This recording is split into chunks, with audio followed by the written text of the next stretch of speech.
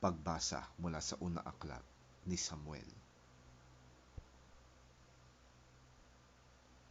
Ang pinuno ng Israel ay sama-samang nagsadya kay Samuel sa Rama at kanilang sinabi, "Matanda na po kayo. Ang mga anak naman ninyo'y hindi sumusunod sa inyong mga yapak. Kaya't ipili ninyo kami ng isang haring mamumuno sa amin tulad ng ibang mga bansa." Nalungkot si Samuel dahil sa kahilingan ng mga tao, kaya't nanalangin siya kay Yahweh.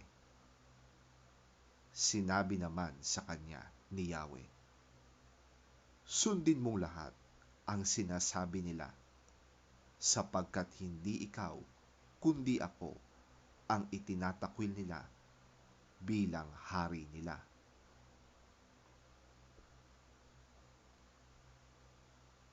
Lahat ng sinabi ni Yahweh kay Samuel ay sinabi nito sa mga Israelita. Ito ang sabi niya, "Ganito ang gagawin sa inyo ng magiging hari ninyo. Kukunin niya ang mga anak ninyong lalaki upang gawing kanyang mga kawal. Ang iba'y sasakay sa kanyang karwaheng pandigma, ang iba namay sa hukbong kabayuhan, at ang iba namay maglalakad sa unahan ng mga karwahe. Ang iba'y gagawin niyang opisyal para sa 1,000 at sa 50. Ang iba'y pagtatrabahuhin niya sa kanyang bukid at sa paggawaan ng mga sandata at sasakyang pandigma. Ang inyong mga anak na babae naman ay gagawin niyang manggagawa ng pabango, mga tagapagluto at tagagawa ng tinapay. Kukunin din niya ang pinakamagaganda ninyong bukirin, ubasan, taniman ng olibo at ibibigay sa kanyang mga opisyal. Kukunin din niya ang 10% ng inyong ani sa bukid at ubasan para ibigay sa kanyang mga pinuno at mga opisyal sa palasyo.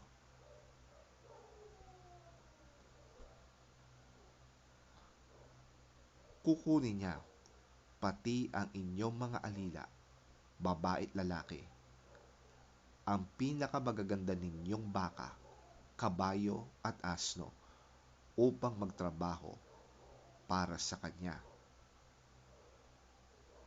Kukunin din ang 10% ng inyong kawan at kayo'y gagawin niyang alipin. Pagdating ng araw na yon, irereklamo ninyo kay Yahweh ang inyong hari na kayo mismo ang pumili, ngunit hindi kayo papakinggan ni Yahweh. Hindi pinansin ng mga Israelita ang mga sinabi ni Samuel. Sa halip, sinabi nila, "Basta, gusto naming magkaroon ng hari upang kami maging katulad ng ibang bansa, at upang ang aming hari ang siyang mamamahala at mangunguna sa amin sa digmaan laban sa aming mga kaaway." Nang mapakinggan ni Samuel ang kahilingan ng mga tao, sinabi niya ang mga ito kay Yahweh. Sinabi naman sa kanya ni Yahweh, "Pagbigyan mo na ang gusto nila, bigyan mo sila ng hari."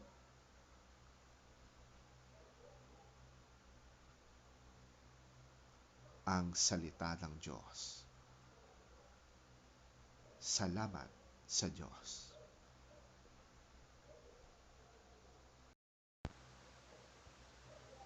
Ang mabuting balita ng Panginoon ayon kay San Marcos. Papuri sa iyo, Panginoon. Pagkalipas ng ilang araw, bumalik si Jesus sa Kapernaum at kumalat ang balitang siya'y nasa bahay. Nagkatipon doon ang napakaraming tao, kaya't halos wala nang mapwestuhan kahit sa labas ng pintuan. Habang nangangaral si Jesus, may dumating na 4 na tao may dalang isang paralitiko. Hindi nila mailapit ang paralitiko kay Jesus dahil sa dami ng tao. Kaya't binakbak nila ang bubong sa tapat niya at ibinaba ang paralitikong nakaratay sa higaan. Nang makita ni Jesus kung gaano kalaki ang kanilang pananampalataya, sinabi niya sa paralitiko, "Anak, pinatawad na ang mga kasalanan mo." May nakaupo roong ilang tagapagturo ng kautusan na nag-isip ng ganito, bakit siya nagsasalita ng ganon? Nilalapastangan niya ang Diyos. Hindi ba ang Diyos lamang ang makakapagpatawad ng kasalanan?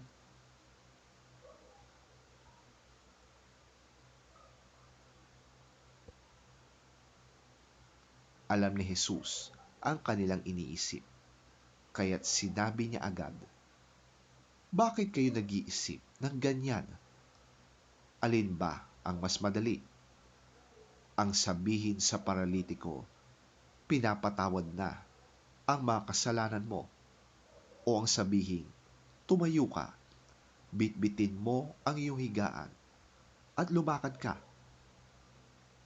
Ngunit upang malaman ninyo na ang Anak ng Tao ay may kapangyarihang magpatawad ng mga kasalanan dito sa lupa. Sinabi niya sa paralitiko, tumayo ka, buhatin mo ang iyong higaan at umuwi ka na. Tumayo nga ang paralitiko. Kaagad nitong binuhat ang kanyang higaan at umalis, habang ang lahat naman ng naroroon ay namangha.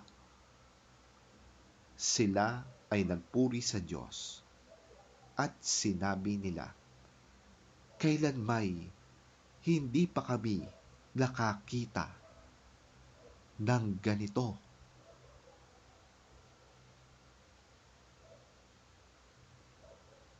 Ang mabuting balita ng ating Panginoon. Pinupuri ka namin, Panginoong Hesukristo.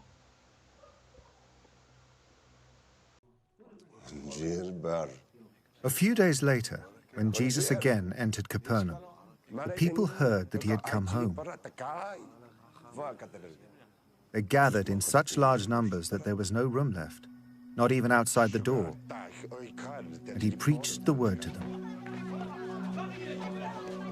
Some men came, bringing to him a paralyzed man, carried by 4 of them.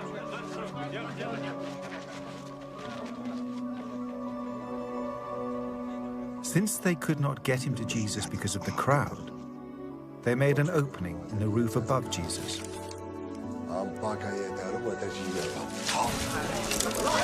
By digging through it, and then lowered the mat the man was lying on.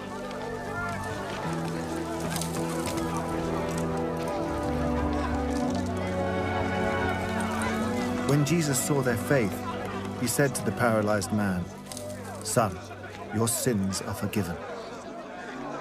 Now some teachers of the law were sitting there, thinking to themselves, why does this fellow talk like that? He's blaspheming. Who can forgive sins but God alone? Immediately, Jesus knew in his spirit that this was what they were thinking in their hearts. And he said to them, Why are you thinking these things? Which is easier, to say to this paralyzed man, your sins are forgiven, or to say, get up, take your mat and walk? But I want you to know that the Son of Man has authority on earth to forgive sins. So he said to the man, I tell you, get up, take your mat, and go home.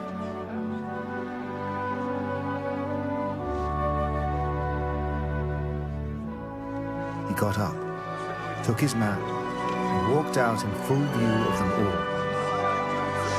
This amazed everyone, and they praised God, saying, We've never seen anything like this.